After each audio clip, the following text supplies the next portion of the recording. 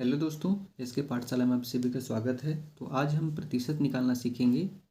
बहुत ही आसान तरीके से आप लोगों को समझाने की कोशिश करूंगा, जिससे कि गणित में जो कमज़ोर छात्र है उसको भी आसानी से समझ में आ जाए। बस मेरे वीडियो में अंत तक बने रहें। तो चलिए वीडियो को स्टार्ट करते हैं। वीडियो को स्टार्ट करने से पहले आप सभी से रिक्वेस्ट है कि अगर चैनल में नए हैं तो चैनल को सब्सक्राइब कर लें और वीडियो को लाइक करें, ज़्यादा से ज़्यादा शेयर करें। तो चलिए दोस्तों वीडियो स्टार्ट करते हैं। तो देखिए यहाँ पे 3-4 क्वेश्चन मैंने लिया हुआ है, जिसको हम आज सॉल्व करने की कोशिश करेंगे। तो सबसे पहला क्वेश्चन है कि 1320 का 40% कितना होगा, ठीक है। और उसके बाद में है कि 1500 का कितना प्रतिशत 600 होगा।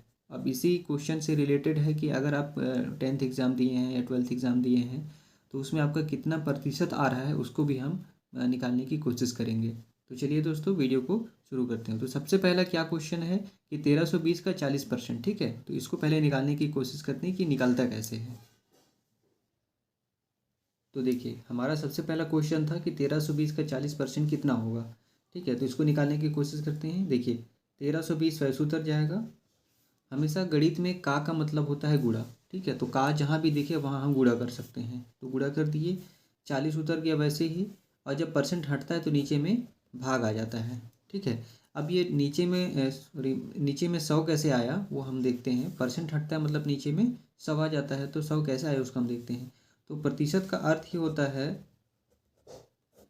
प्रति एक का 100वां भाग, ठीक है। प्रति का मतलब एक होता है, शत मतलब 100वां भाग, ठीक है। 100वां भाग मतलब ये बोलता है प्रतिशत का अर्थ ही होता है प्रति एक का 100वां भाग, ठीक है। तो जहाँ भी हम लोग को प्रतिशत दिखे, जहाँ भी प्रतिशत दिखे वहाँ पे हम लोग लिख सकते हैं 1/100, क्योंकि प्रतिशत का अर्थ होता है प्रति एक का 100वां भाग। तो मान के चलिए 40% कैसे लिखे हैं, यहाँ 40 है आपका, 40, ठीक है। और बीच में कुछ नहीं है मतलब गुणा है, 40% है तो 40 और प्रतिशत के बीच में गुणा है। तो 40 गुणित और प्रतिशत अगर अगर हम लोग का हटेगा तो कितना हो जाएगा, 1/100 हो जाएगा। तो 1/100 लिख सकते हैं। और 40 का 1 के साथ गुणा होता है 40 हुआ, और बटे 100 नीचे आ गया वैसे, ठीक।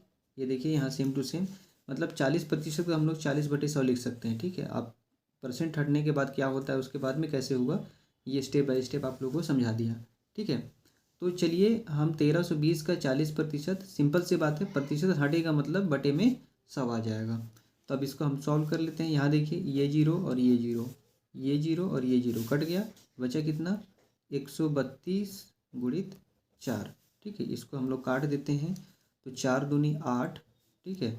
और 4 तिया 12 का 2, हाथ में 1, और 4 एकम 4 एक 5, ठीक है। तो 528 जो है ये आपका आंसर है।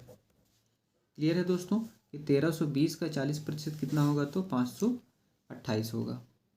आशा करता हूँ कि आपको ये समझ में आ गया होगा। चलिए आगे बढ़ते हैं। तो चलिए दोस्तों अगला क्वेश्चन हमारा है कि 1500 का कितना प्रतिशत 600 होगा, ठीक है। तो इसको हम लोग निकालने की कोशिश करेंगे। देखिए 1500 जो है वो हमारा बेस वैल्यू है, तो बेस वैल्यू को हम ऐसा नीचे लिखते हैं, ठीक है। क्योंकि हम लोग को जो निकालना है प्रतिशत 600 500 जितना भी बोल रहा है वो 1500 में निकालना बोल रहा है, ठीक है। तो 1500 हमारा बेस वैल्यू होगा, तो बेस वैल्यू हमें से नीचे रहता है।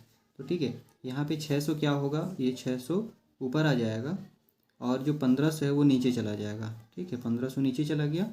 और प्रतिशत हटाने के लिए मैंने बताया था कि बटे में 100 करना पड़ता है, लेकिन प्रतिशत लाने के लिए जस्ट उल्टा गुणित में 100 करना पड़ता है, ठीक है। ध्यान दीजिएगा। अब यहाँ पे देखिए बेस वैल्यू जो है वो नीचे आ गया, जो 1500, और 600 ऊपर चला गया, ठीक है, गुणित 100। तो यहाँ पे डबल जीरो और ये डबल जीरो कट गया। अब यहाँ से बचा कितना, 600/15, ठीक है। तो 15 कम 15, 15 दूनी 30, मतलब 20 बार में कट गया। तो 20% हो गया हमारा, मतलब 1500 का 600 कितना परसेंट है, तो 20% है। क्लियर है दोस्तों। देखिए इस टाइप का अगर आपको समझ में नहीं आता है कि 1500 नीचे होगा कि 600 नीचे होगा, ठीक है, या ये ऊपर नीचे कैसे कैसे होगा, तो आप लोग को एक सिंपल सा तरीका बता रहा हूँ। ये जैसे लिखा हुआ है ना वैसे ही करते जाइएगा। देखिए क्या करना है कि 1500, तो 1500 वैसे ही लिख दिए, ठीक है। उसके बाद में का मतलब गुणा होता है तो गुणा कर दिए। कितना प्रतिशत बोल रहा है मतलब कि क्वेश्चन मार्क कर दिए, ठीक है। कितना मतलब क्वेश्चन बोल रहा है, क्वेश्चन मार्क। प्रतिशत तो प्रतिशत लगा दिए। 1500 का कितना प्रतिशत 600 है, तो 1500 का कितना प्रतिशत बराबर 600 है, यही तो क्वेश्चन बोल रहा है। ठीक है, अगर इस टाइप का समझ में ना आए कि भाई 1500 नीचे होगा कि ऊपर होगा, ये समझ में ना आए, तो केवल आप ये जो लिखा हुआ है उसी को आप गणित के फॉर्मेट में आप पुट कर लीजिएगा कि 1500 का मतलब गुणा कितना मतलब क्वेश्चन मार्क, प्रतिशत मतलब प्रतिशत बराबर 600 होगा, ऐसे कर लिए। उसके बाद में क्या करना है, यहाँ 1500 गुणित क्वेश्चन मार्क कर दीजिए। अब प्रतिशत है यहाँ पे, अब मैंने पिछले क्वेश्चन में बताया था कि प्रतिशत हटेगा मतलब बटे में 100 आ जाता है। ठीक है, उसके बाद में बराबर 600 कर देते हैं। अब यहाँ पे क्वेश्चन मार्क कितना प्रतिशत बोला है इसको हम लोग इसी पर रहने देते हैं, और ये जितना संख्या उसको उस पार भेज देते हैं बराबर से। तो बराबर से उस पार 600 पहले से है। अब यहाँ पे देखिए ये 100 जो है वो इस पार भाग है तो इस पार जाके गुणा हो जाएगा।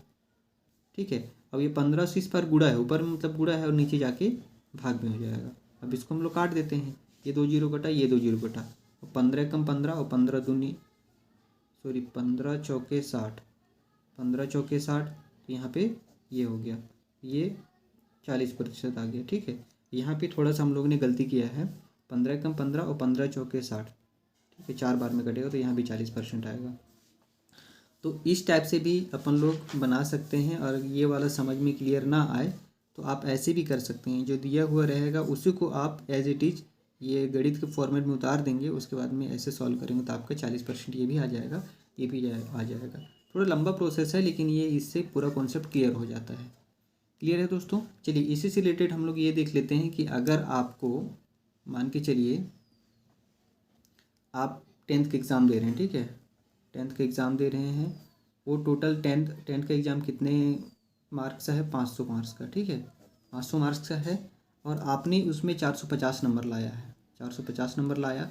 अगर बोलेंगे आपका परसेंट कितना आया तो वो कैसे निकालेंगे? ठीक है, तो बेस वैल्यू मैंने हमेशा बोला है कि ये 500 में ही आप जितना भी नंबर ला रहे हैं वो कितने टोटल मार्क्स में ला रहे हैं, 500 मार्क्स में, मतलब ये हमारा बेस वैल्यू हो गया। और बेस वैल्यू हमेशा नीचे रहता है, तो मान के तो चलिए 500 जो है ना वो बेस वैल्यू तो नीचे रख दिए। ठीक है, तो ऊपर में क्या आ जाएगा, 450 आ जाएगा। ठीक है, और परसेंट लाने के लिए मैंने क्या बोला, गुणित 100 करना पड़ता है, गुणित 100 कर दीजिए। आपने 500 मतलब बेस वैल्यू में जो नीचे आता है उसी में आपने 450 नंबर लाया है, और परसेंट निकालना है तो गुणित 100 कर देंगे। इसको काट दीजिए, 500 ये जीरो कट गया, 5 9 बार में 5 9 45, तो आपने 90% प्राप्त किया है। क्लियर है दोस्तों? तो इसी टाइप से आप बहुत सारे एग्ज़ाम होते हैं जिसमें परसेंट निकालना चाहेंगे तो ऐसे निकलता है। टोटल मार्क्स वो बेस वैल्यू हो जाता है क्योंकि इसी में आपको नंबर ला रहे हैं, तो बेस वैल्यू हमेशा नीचे आ जाता है और जितना लाते हैं वो ऊपर आ जाता है, और परसेंट में आपको लाने के लिए गुणित 100 कर देना पड़ता है। काट देंगे तो उसके बाद में जितना आएगा वो परसेंट आपका आ जाएगा। आशा करता हूँ कि अब आपको परसेंटेज से रिलेटेड बहुत सारे क्वेश्चन क्लियर हो गए होंगे, और मैथ से रिलेटेड इसी तरह से वीडियो देखने के लिए मेरे चैनल को सब्सक्राइब करें और वीडियो को लाइक करो, ज़्यादा से ज़्यादा शेयर करें। तो चलिए दोस्तों, इस उम्मीद के साथ आप लोग से विदा लेता हूँ, मिलते हैं अगले वीडियो में, तब तक के लिए नमस्कार।